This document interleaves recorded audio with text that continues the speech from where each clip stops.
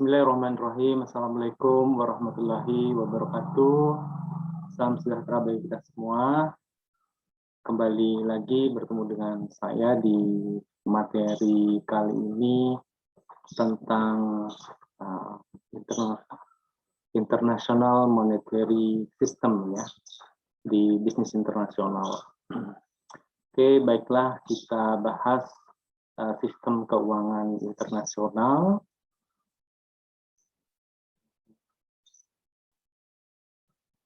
Oke, International Monetary System di mata kuliah bisnis internasional ini kita akan membahas perkembangan dari sistem keuangan internasional, evolusinya dari awal terkait dengan BEM-talism atau BEM-metalism. Ada dua standar ganda metal sampai akhirnya kita menggunakan sampai detik ini flexible exchange rate ya. Kita menggunakan sistem flexible exchange rate.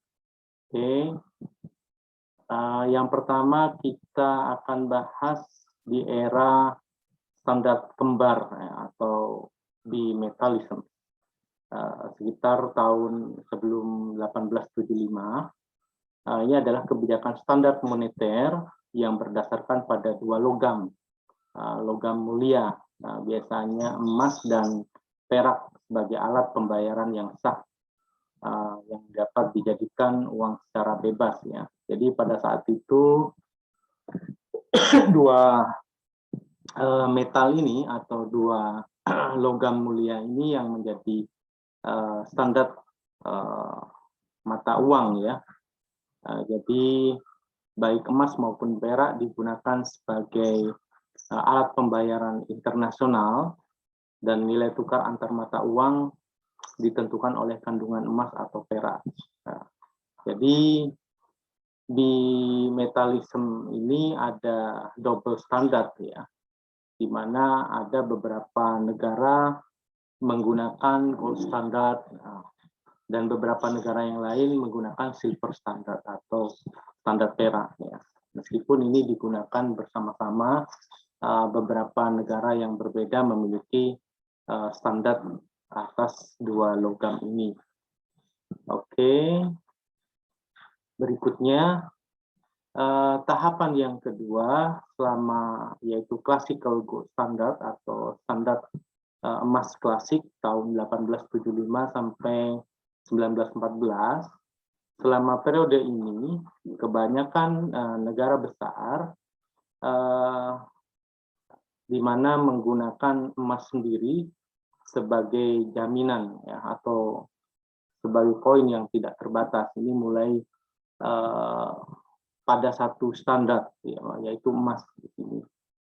Ada konvertibilitas dua arah antara emas dan mata uang nasional. Jadi mata uang nasionalnya juga berbasis standar emas ya.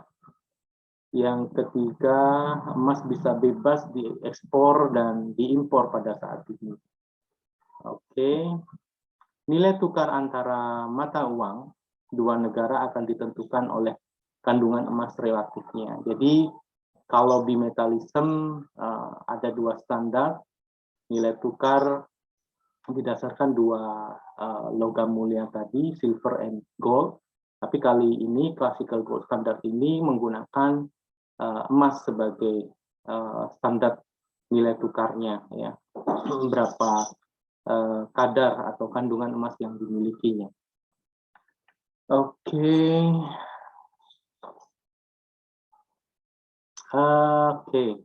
Ini contoh pada masa classical gold standard, penghitungannya seperti apa. Contohnya jika dolar dipatok pada emas dengan harga 30 US dollar ya, per 1 onsnya, sedangkan pound sterling Inggris dipatok pada emas pada harga 6 pound sterling 1 ons. Maka nilai tukar ditentukan oleh kandungan emas relatif. Jadi beberapa negara pada saat mau melakukan perdagangan, dia menilai mata uangnya berdasarkan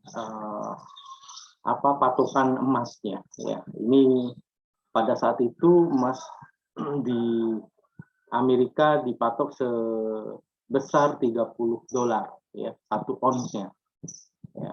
Dan pound sterling British atau Inggris 1 onnya 6 pound sterling ya. Jadi kalau kita bandingkan 5:1 dalam hal ini $5 sama dengan 1 pound sterling nilai mata uangnya ya. Jadi ini menjadi standar. Oke. Berikutnya nilai tukar classical gold standard ini stabil ya di bawah standar emas klasik, menyediakan lingkungan yang kondusif bagi perdagangan dan investasi internasional. Jadi dengan classical gold standard ini cukup stabil ya harga pada saat itu dan menjamin perdagangan secara aman, kondusif. Yang kedua terkait dengan permunculan sedikit permasalahan di classical gold standard ini, ketidaksejajaran atau ketidaksamaan nilai tukar atau ketidakseimbangan pembayaran internasional secara otomatis dikoreksi oleh mekanisme aliran harga ya. Jadi ya berkembang menjadi ada sedikit permasalahan di mana pasti akan terjadi persepsi terhadap penetapan harga meskipun kita sudah menyetujui standar emas itu merupakan standar umum yang kita akui bersama ya. Jadi kadang-kadang ada ketidakseimbangan pembayaran internasional ya. Oke, berikutnya kita masuk periode antar perang dunia ya. Ini tahun 1915 sampai 1944. Ini perang dunia kedua ya. Pada saat periode perang antara perang dunia kedua ini, nilai tukar berfluktuasi ya. Karena negara banyak menggunakan depresiasi mata uang mereka sebagai sarana untuk mendapatkan keuntungan di pasar ekspor dunia. Jadi yang kedua juga upaya dilakukan untuk mengembalikan standar emas. Jadi awalnya standar emas yang cukup dinilai baik, itu pada masa perang menjadi permasalahan ya. Setiap negara mengamankan simpanan emasnya masing-masing. Dalam hal ini periode antar perang ini ada upaya dilakukan untuk mengembalikan standar emas, tetapi para peserta tidak memiliki kemauan politik untuk mengikuti aturan main ya. Jadi ya, perang itu juga merupakan selisih pendapat dan ada beberapa hal yang memang mengatakan bahwa perang itu dibuat untuk beberapa pihak untuk membiayai perang ini. Jadi dengan adanya perang akan terjadi kemiskinan dan perlu pembangunan kembali, dan memang ini teori yang belum dipastikan benar juga ya. Jadi memang beberapa tidak ada kemauan politik untuk mengikuti aturan main, sehingga masa periode perang ini juga menjadi permasalahan. Hasilnya apa? Pada saat itu hasil untuk perdagangan dan investasi internasional sangat merugikan ya, karena tadi peserta atau negara-negara tidak memiliki kemauan untuk mengikuti aturan main pada saat itu ya, karena ingin mengamankan negaranya masing-masing. Oke, tahap berikutnya setelah 944 ini untuk mengatasi permasalahan beberapa negara, ini Bretton Woods System ya, dinamakan untuk pertemuan tahun 44, ada beberapa 44 negara ya, tahun 1944 itu bertemu di resort Bretton Woods, New Hampshire di Amerika, ingin membicarakan bagaimana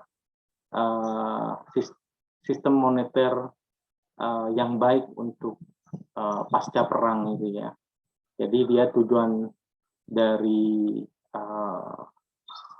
pembentukan Bretton Woods ini atau konferensi Bretton Woods untuk merancang sistem moneter internasional setelah perang atau pasca perang ya. Tujuan yang kedua adalah stabilitas nilai tukar tanpa standar emas. Nah, ini karena standar emas yang semakin menipis dan sebagainya. Memang ada beberapa kepentingan politik yang menyatakan bahwa Amerika pada saat ini menyalahi aturan ya, yang janjinya dia akan menjamin dolarnya dengan simpanan emas, faktanya tidak demikian ya, sehingga banyak nantinya negara-negara itu protes terkait dengan kebijakan Amerika ya. Tujuannya adalah stabilitas nilai tukar tanpa standar emas. Jadi tujuan Bretton Woods 44 negara berkumpul menetapkan nilai tukar ya tanpa standar emas. Hasil dari pertemuan ini atau Bretton Woods System ini adalah pembentukan IMF dan Bank Dunia, International Monetary Fund dan Bank Dunia. Ya, kembali lagi memang Bank Dunia ini yang mengontrol, akhirnya mengontrol keuangan di dunia ya. Ada teori konspirasi menyatakan bahwa ada beberapa orang yang dibalik Bank Dunia ini. Jadi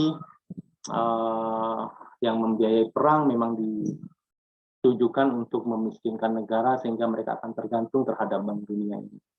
Oke, jadi hasil Bretton Woods ini, oke kita kembali bahwa Bretton Woods dibentuk untuk tujuan mengatur keuangan, sistem keuangan internasional setelah pasca perang.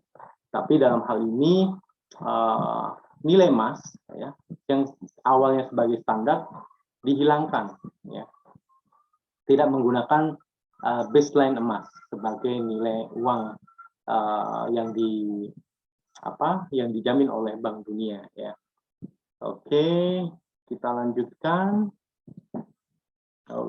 Di bawah sistem Bretton Woods ini, US dollar dipatok ke emas.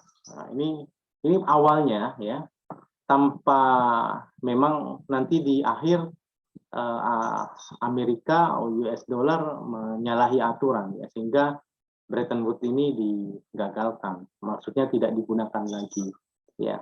Ini awalnya di bawah sistem Bretton Woods, dolar AS dipatok emas pada 35 dolar per ons ya. Jadi per ons, dan mata uang lainnya dipatok ke dolar Amerika. Jadi oke, AS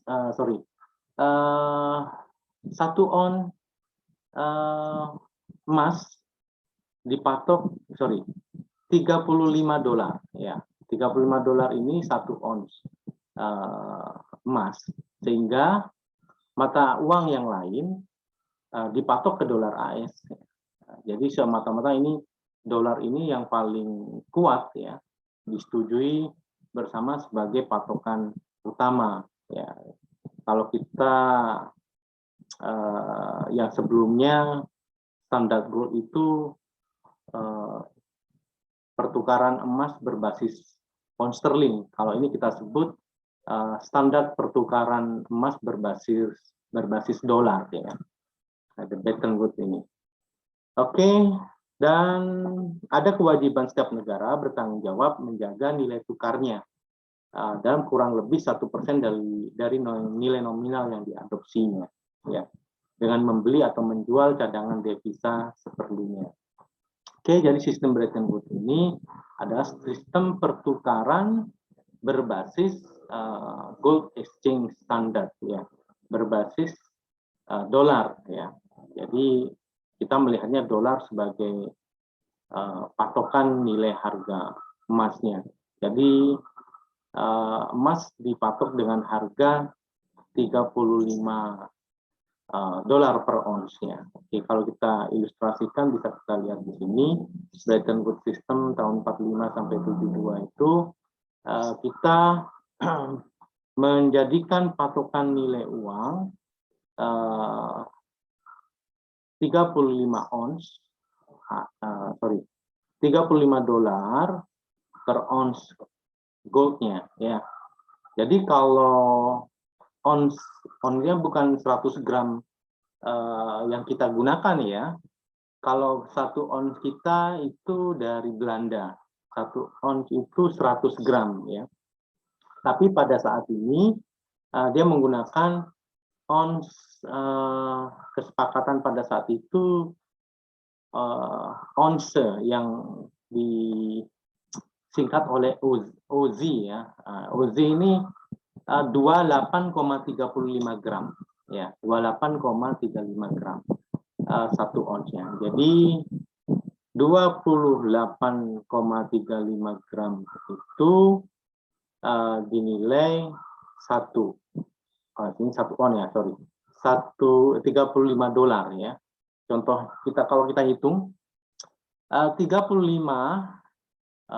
kali 1 dolarnya Indonesia berapa? Kalau kita hitung 14.000 ya, 14.000, 35 kali 14.000 sama dengan 490.000.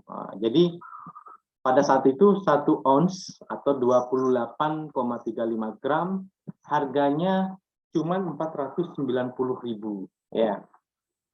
Ini mata uang yang lain, ini termasuk German mark sebelum French franc atau British pound sterling. Kalau Jerman mungkin sekarang sudah pakai euro ya, sudah menggunakan euro. Ini menggunakan semua mata uang termasuk Indonesia ya, mungkin kalau pada saat itu ikut juga par value-nya, nilai pembandingnya adalah dolar ya. 1 dolar setarakan atau dipatok sebagai 35 dolar itu 1 ons gold ya, 1 on atau 28,35 gram itu 35 dolar. Kalau kita kurskan uang kita 490.000 kalau 14.000 ya. Tapi kalau kita lihat, coba kita hitung saat ini berapa 1 gramnya emas itu. Ya sekitar 900.000 lah, 900.000 kali berapa gram 1 ons pada saat itu 28,3. Kita kalikan 28 sebesar berapa? 200 juta ya, 25 jutaan ya. Jadi kalau dulu nilainya 490.000, kalau kita hitung realnya saat ini 1 onsnya sebesar 25 juta, cukup besar sekali, 25 juta 35 dolar. Ya, kalau kita hitung ya sebenarnya nilai emas itu akan semakin lama semakin ya sebenarnya stabil ya, karena inflasi nilai mata uang kita yang semakin turun, sehingga 1 dolar cuman dengan harga 14.000 untuk saat ini ya. Pada saat sebelumnya cuman berapa ribu, 1.500, 2.000 per dolarnya ya, karena kita kalah. Kalau kita realnya memang emas itu memang sebagai standar ya, standar penjamin nilai uang kita ya. Contohnya tadi pada saat itu kalau kita hitung 490.000, setelah kita hitung real saat ini ya 25 juta, itu berapa puluh kali lipatnya ya, standar emas.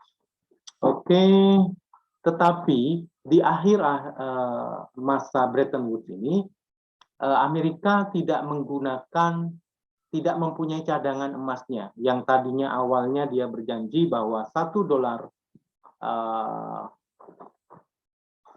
Amerika ini ada underlying-nya, ada penjamin, yaitu gold-nya, simpenan yang ada di bank sentralnya. Tetapi faktanya di bank sentral tidak memiliki cukup banyak cadangan emas, sehingga beberapa negara yang lain merasa dibohongi sehingga ya tidak digunakan lagi. Banyak negara yang memprotes hal ini, Bretton Woods System, karena ternyata Amerika seenak apa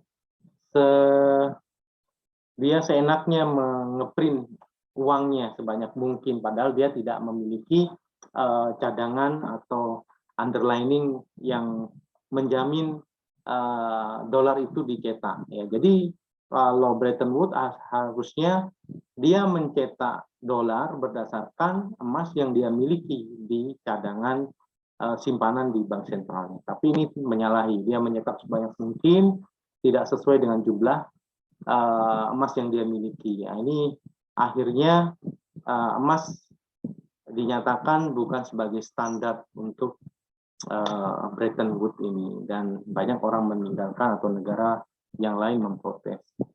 Oke, dan masuklah pada tahap berikutnya, yaitu flexible exchange rate atau rezim nilai tukar fleksibel. Ya, nilai tukar ini ditentukan oleh penawaran dan permintaan mata uang global. Dengan kata lain, mereka adalah harga valuta yang ditentukan oleh pasar, ya, valuta asing yang ditentukan oleh pasar, yang dapat dengan cepat berubah karena penawaran dan permintaan, dan tidak dipatok atau dikendalikan oleh bank sentral. Nah, ini karena tadi bank sentral ya merasa dirinya sebagai penguasa yang mengatur kebijakan keuangan negara atau internasional. Nah, kalau yang ini dia lepas, ya ternyata bank sentral mengkhianati sistem keuangan yang janjinya dijamin oleh cadangan emas, ya yang dia miliki ternyata tidak. Oke.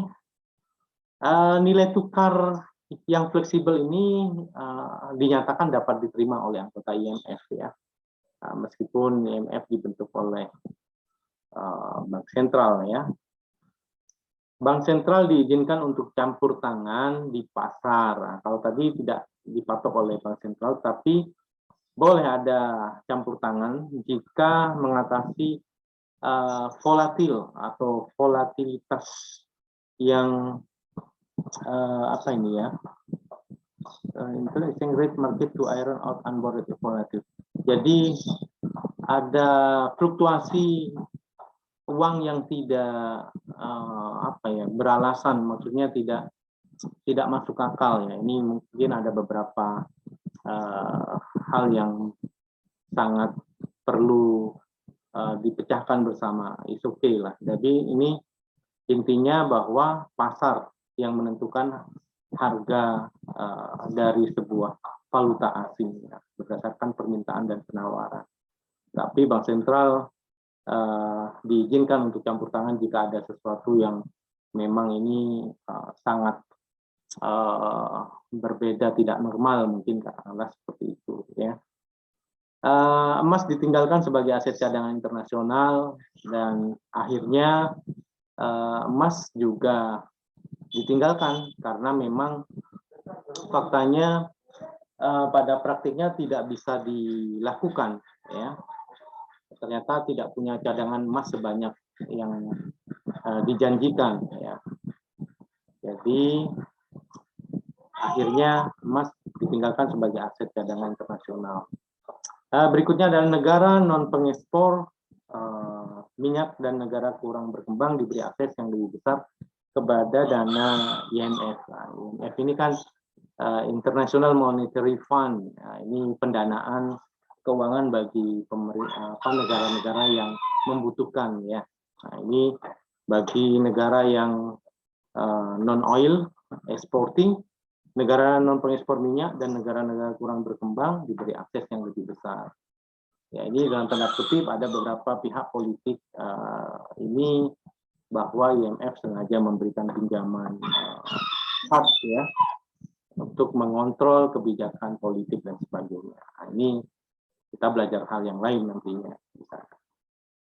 Oke, berikutnya saya kira cukup, ya. kali ini bagaimana kita mempelajari evolution of the international monetary system, ya, sistem keuangan internasional. Harapannya kita bisa memahami evolusi dari awal di metalism sampai akhirnya di flexible exchange rate regime saat ini, yang memang tujuannya untuk kelancaran perdagangan atau bisnis secara internasional, ya, nilai tukar dan sebagainya. Meskipun kali ini kita ya tahu bahwa nilai emas bergeser, tidak digunakan sebagai standar. Ya, ini bisa kita diskusikan ke depan. Apakah emas itu sebaiknya menjadi standar, tetap menjadi standar, karena memang kita ketahui sampai saat ini logam mulia satu ini adalah pelindung nilai, ya. Memang ada beberapa pihak melihat bahwa tidak setuju emas sebagai standar sistem monetary ini karena ada beberapa hal yang mungkin tadi tidak bisa begitu cepat transfer proses perpindahan pada saat kita melakukan perdagangan internasional, berbeda dengan sistem monetary yang saat ini kita lakukan, yaitu flexible exchange rate, ya, menggunakan mata uang kita masing-masing meskipun tanpa basis emas, nilai emas atau jaminan emas yang dimiliki. Ya, ini kembali lagi ini kepada kebijakan pemerintah masing-masing, ya. Dan mungkin the next kita akan bicara terkait dengan cryptocurrency, ya, di mana cryptocurrency ini merupakan